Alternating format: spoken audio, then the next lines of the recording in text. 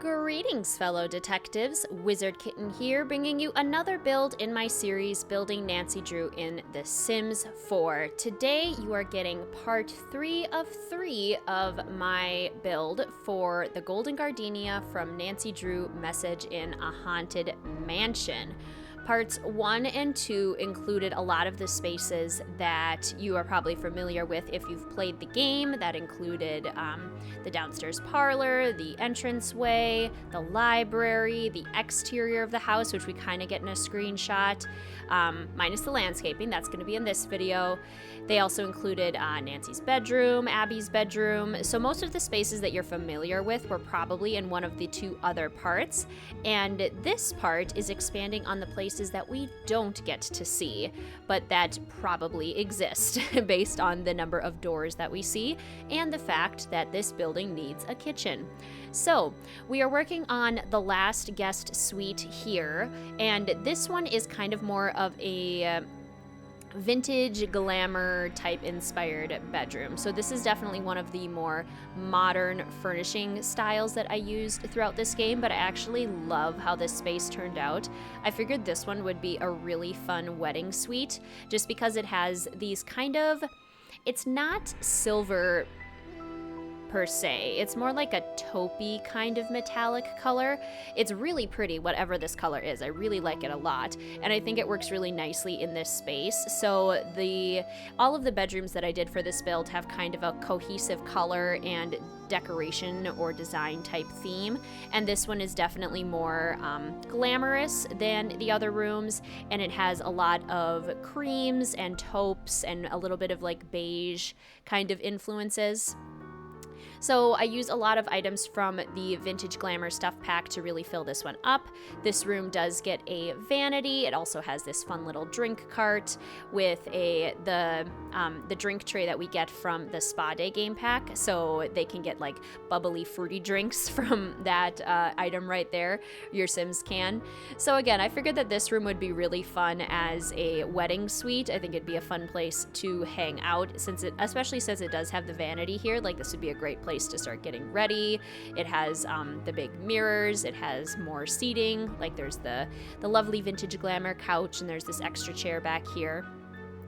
I was having a really hard time finding a vanity chair that went with this color wood, because surprisingly when we got this vanity, we did not get a chair that matches the color of it, which is kind of funny to me. So I end up just going with a vintage glamour taupe glamorous type chair that doesn't really go with the vanity itself, but it does go with all the other furniture in that room.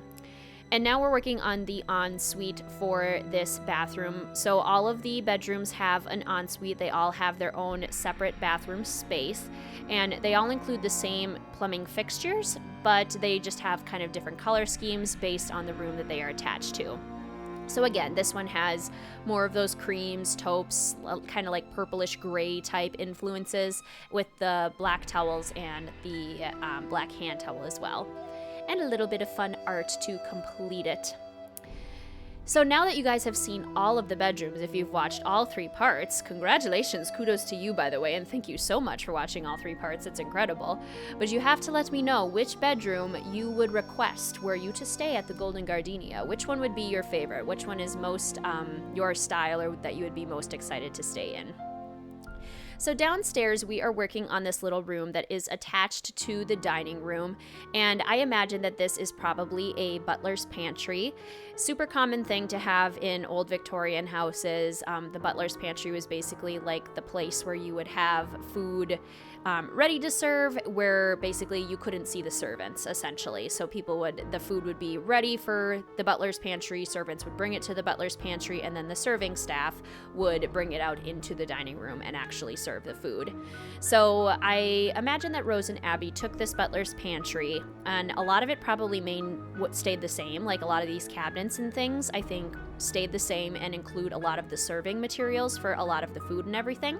But they also made it a full functioning laundry. So there's 2 washing machines, 2 dryers, there's this closet for storage, and I put a lot of laundry room items around here because I imagine that that's primarily the function of this space. It's possible that they would also use it as a butler pantry, especially if they're using the dining room for like big parties or something. Like caterers might use this space as a midway point between serving different courses or something if they were to have a big, I don't know, like a wedding here or something. But primarily, I imagine that the space is used for laundry. So I put a lot of items from the Laundry Day stuff pack around this room just to convey that it's kind of a busy space. It's a space that has a lot of cleaning materials, a lot of storage. It's kind of a catch-all space, which is definitely important, I feel like, for a house of this size. It's important to have a room that's like just specifically for storage and specifically for laundry and cleaning, because it's a huge house. Can you imagine cleaning the Golden Gardenia and how long it would take to actually clean this house? Like, oof, that would take a long time. Especially maintaining a lot of the old furniture too. Oh, and yeah, and this is where I remember that I wanted to put a tea station in the parlor area. So they don't let you put a teapot on these pretty end tables, which I think is kind of funny. So I did end up having to put counters in here, but I really wanted the parlor to have a separate tea space because I wanted Rose and Abby to be able to serve afternoon tea to their guests and have kind of a little station where they might put out some scones or put out some muffins, and then you can have a cup of tea. I've stayed at places that have done that before where they have an afternoon tea, and I just think it is the coolest.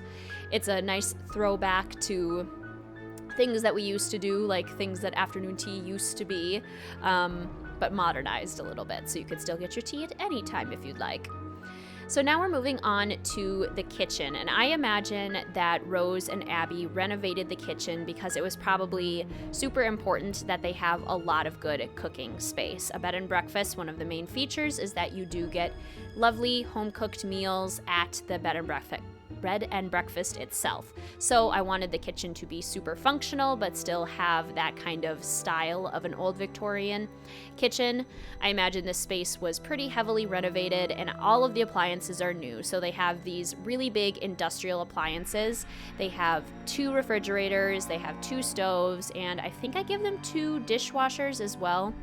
They definitely have a dishwasher, but they might have 2 dishwashers.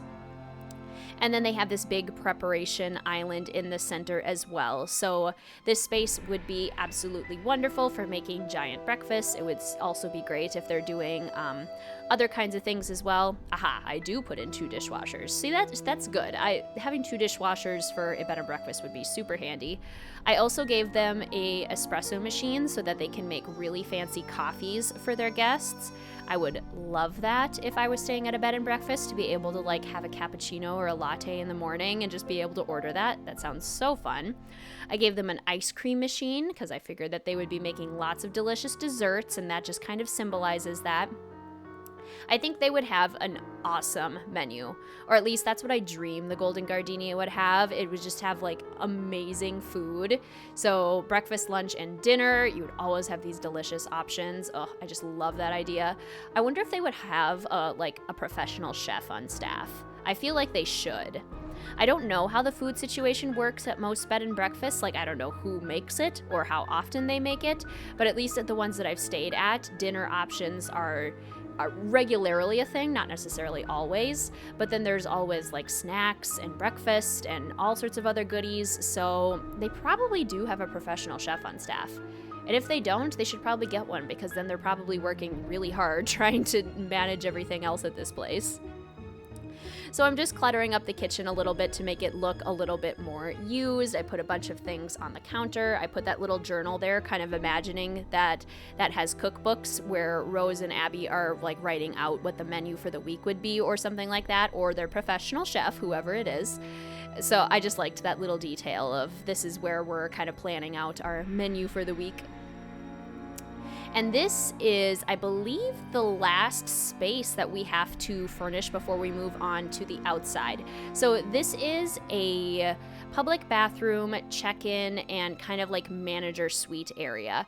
We don't see this entire half of the house, basically. It's kind of a mystery as to what this would be, but I imagine that Rose and Abby would need a space for one, guests to check in and kind of say, hey, I'm here for my stay, and they would also probably need a separate office, because in the game itself, Rose works in the dining room, and she just kind of has her papers strewn all throughout the dining room, but when this place is actually open to guests, you can't really use the dining room as your office because, guests are using it.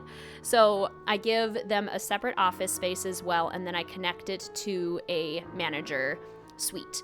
And the manager suite doesn't have its own ensuite, which in retrospect, I think I probably should have added, but I kind of just forgot. It just didn't cross my mind really. But I don't think that Rose and Abby stay here, and if they do, it would probably be just like for a night or something if they had a really long day, or they might rent it out to people who don't necessarily need a bathroom. You could always use the public bathroom space that I put in here as well. I thought it was important that this space did also have a public restroom space for people to use, so I used the stalls from the Discover University pack. But this little area that we're working on here is the check-in area.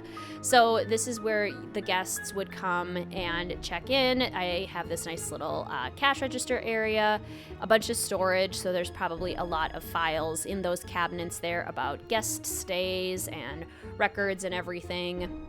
Just kind of your classic hotel check-in area, but I like the character that it has. It definitely feels more vintage than your typical hotel check-in. I also thought it'd be kind of fun to have snacks for guests there too, so there's like that donut plate and then the fruit bowl, which probably is also something that the guests would be able to access in the parlor where the little tea station is. Just little things like that to make the guest stay more fun. It's important to me that the guests have a good time while they're here in the fictional Golden Gardenia. So now I'm decorating the walls with a little bit of space and putting in a little seating area for people to kind of sit at while they're getting ready to check in, and just in case like somebody's ahead of them or if they're hanging out in here. I like how it turned out. It just feels like a really realistic space. It feels like places that I've seen where there's a nice amount of functionality, but it also feels like a cozy little common area kind of thing. Definitely fun. Would you guys stay at the Golden Gardenia? Even if you knew it was haunted, because that's part of the draw, it seems like Abby especially is trying to use to get people to come to it, is that this place might be haunted and you might have a haunting experience while you're here. I would absolutely love to visit the Golden Gardenia. I think it would be a place that I would, if they did fun dinners or something, I would absolutely go to a dinner at the Golden Gardenia. But sleeping at the Golden Gardenia might be a little tricky for me, especially having played the game and knowing how freaky it gets. In a good way. It's an absolutely fantastic game, and I have so much nostalgia love for it. It's really incredible. But yeah, I don't know that I'd be super comfortable sleeping here. So this little corner area is going to be the office space. So it's got all of your standard office needs. I end up putting in a desk and then a couple of filing cabinets, again with just guest records and probably insurance information and business information. So this really is Rose's new workstation. She doesn't have to use the dining room anymore. She actually gets her own space. She's got this lovely little desk set up. And I thought it was really cozy. I would totally enjoy working in a little guest space like this, office space like this, especially with the bay window kind of thing that we got going on. I think that would be so fun. Just trying to fill in the space a little bit here with extra decorations. And obviously we're going with kind of a green sort of theme in this space, just based on the curtains that I had to use essentially. I was like, okay, I guess we're going with green because these curtains look the best. That's kind of the nice thing too of not necessarily having to look at screenshots, is that I can just choose things that look good rather than having to try and match them specifically, because then that sometimes forces me to use things that I don't think look very good. But these curtains looked fine, so I think that worked out well. And here are the filing cabinets that I was talking about. I've actually used them a lot recently now that I think about them. I used them in the Perry House build as well. Those exact two in that exact color. Interesting. Perhaps I should get a peach filing cabinet in my life, because it's apparently something that my subconscious wants. Something for all my files. And I think we're moving on now to the manager suite. So this is another bedroom area. Like I said, I imagine that Rose and Abby don't live here, but this space is available for them if they need it, or if like a guest is desperate and they're like, I really need a place to stay, but you're totally booked, they could use this room as well. So I think what I go for is just kind of a classic red, warm color, warm toned kind of look in this room. For all of the bedrooms, again, I have kind of a color scheme and an overall design choice that I go with. And this is just like the warm room. So we've got the lovely reds coming through in the curtains and in the bedspread and in the carpet, and warm lighting too. So those lights have like the really rich nightstands. I feel like this is one of the more like masculine kind of color schemed rooms, whereas the glamorous bedroom has a little bit more of like a feminine style. This one has a little bit more of a masculine style. And obviously anyone can stay in any of these rooms, but it's just more those kinds of like coding in the color schemes and whatnot. I love how this little seating area turned out back here. I actually just really enjoy how it turned out. The pattern on those Realm of Magic couches and chairs is so stunning. I love it. I would love to have a beautiful couch in that pattern. And I think the fabric, especially with the newer Sims packs, they've really gotten the fabrics down in terms of texture. Like the way that they look in the game, they look really lush and really rich, and you can actually kind of see fabric kind of lines in them. If you look at base game items compared to what has come in some of the most recent packs, especially the Eco Lifestyle pack, they have really figured out texture in a way that's so impressive. And you can see it in Create a Sim as well. So like if you don't have any recent packs but you play The Sims 4, I highly recommend looking into some of those recent ones because they are beautiful. So now we're moving on to what was kind of an intimidating step, which was landscaping and trying to figure out the outside of the Golden Gardenia. So we have these beautiful wraparound porches, which are very classic to Victorian styles, and not a lot of it is necessarily usable space. A lot of it is more decorative. I could have put chairs all the way around, but I kind of decided to use more of the big spaces for seating areas on the outside, and those are primarily in the back of the house. So we'll make our way back there. But first I needed to figure out how I wanted to do the landscaping in the front of the house, and I figured it would be pretty hedge dominant. Very similar to what the landscaping for my Ramsey Hall build was. I think older houses tend to not really have a whole ton of floral elements in their landscaping, and it's a lot more like manicured hedges and that sort of thing. So I stuck primarily with green landscaping, primarily with lots of leafy things, and I used these flowers on the bottom to just kind of fill out the space and give it a little bit more depth and dimension. And we pretty much carry that around throughout the entire back of the house. Do a little bit of terrain painting to give it a little bit more depth, kind of pull everything together and keep everything cohesive by having them kind of blend into one another and periodically like pop out from the space. So that was the style that I went with for this build. That was kind of my strategy for trying to landscape this massive place. But now you're getting some really good views of the outside of the Golden Gardenia, which we haven't necessarily had in these videos yet, so I hope you guys are liking how the outside turned out. The roofing and the columns were seriously a challenge. I did those off camera because they took such a long time. It was so finicky, but eventually I figured out the columns and everything, and I'm pretty happy with how they looked, and the roofing especially. Like the columns weren't that bad, but the roofing was definitely a slog and a half. So we're getting some really nice views of what the roofing looks like, the landscaping looks like, and then continuing into the back. I imagine that the Golden Gardenia would have some very pretty gardens. So what I end up doing is putting a really nice fountain out the back here where people could sit and just hang out, chill. It's kind of funny because when I went to take the screenshots for this place, it started raining, which I think is hilarious because it rains in Message in a Haunted Mansion. It's raining the entire time, which I think is great. I love that The Sims it just knew the kind of weather that I needed to get really authentic screenshots. But that does mean that the outside looks a little bit more dull than it might otherwise, just because it was a cloudy day and not a sunny day. It holds off on raining until I get inside, but I honestly love that it started thunderstorming when I started taking screenshots on the inside. It was just perfect. If you look closely at the screenshots, you can look out the windows and see the rain falling, which I think is really fun. I was getting periodic like thunder flashes too when I was trying to take screenshots, which is a great time. I love that. This video too is going to have all of the screenshots. So because this is the last part, this is like the completion of the build, I want to include all of the screenshots so you can see the entirety of the build, see how it turned out. You'll have to let me know what you think. Does it kind of look like the game? Do you like how this build turned out? All of those good things in the comments down below. I love chatting with you guys about all of the games and the Sims and so many fun things. Just such a fun community. So definitely leave me a comment and let me know what you think. I would love to chat with you. So now I'm trying to kind of carry this courtyard with this fountain over to the other side because there's another porch on the right-hand side of the build as well.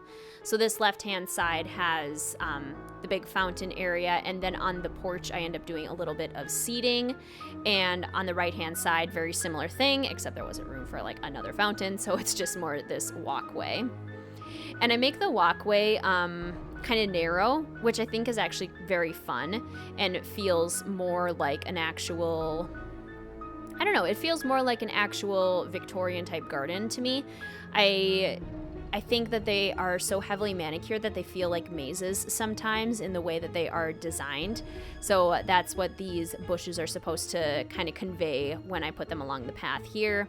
And then the trees in the back as well. Over on this side, we're getting pretty close to being done here now. The last thing that we have to do is just to put a few seating areas on the back porch. I think the draw of the Golden Gardenia is more on the inside, but I'm sure that people would come out onto these back deck areas to kind of hang out as well. This area has more kind of like a dining space vibe to it, so I put a bunch of patio chairs and tables, and then the other one will have more of a seating area to it. So if you want to go outside, you have a couple options for what you do. Like you could bring your tea out here if you get something from the tea area. You could go over to the sitting area and read a book over there, or play a board game, or do whatever you like. Take a nap. The world is your oyster. But anyway, we're coming up very soon on the screenshots here. Again, you'll get screenshots from all three parts so you can see what the entirety of this build looked like in the end. I really hope that you enjoyed it. I'm so pleased to have finished this build, and I really hope that you guys like it. Let me know in the comments what you think. If you did like this video, please feel free to give it a thumbs up. That kind of engagement helps us find more fellow detectives to join our wonderful little community. I love this, our little family that we're growing. It's just so fun to talk Nancy Drew and Sims with you guys.